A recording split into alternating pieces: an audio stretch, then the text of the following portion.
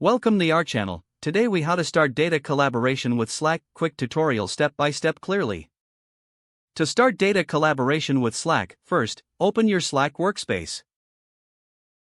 Next, identify the channel where you want to collaborate.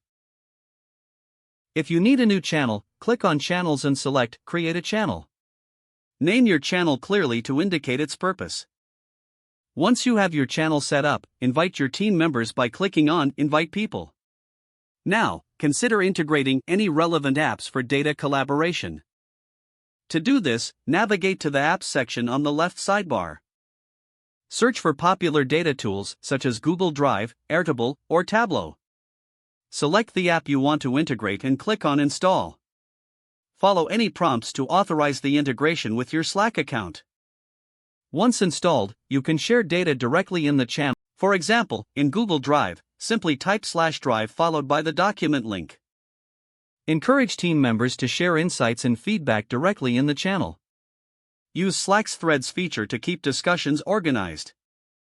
Regularly check back on the channel for updates or new data shared by team members. Consider setting up reminders or scheduled messages to keep everyone engaged.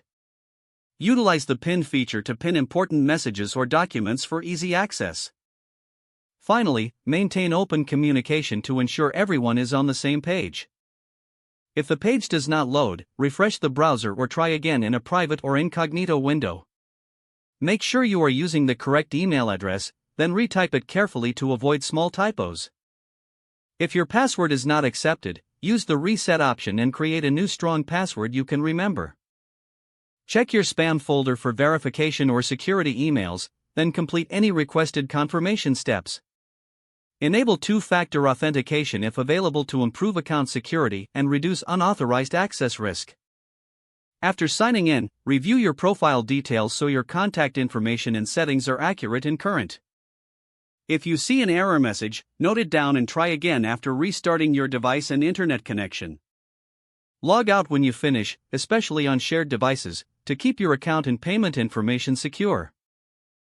If the page does not load, refresh the browser or try again in a private or incognito window. Make sure you are using the correct email address, then retype it carefully to avoid small typos. If your password is not accepted, use the reset option and create a new strong password you can remember.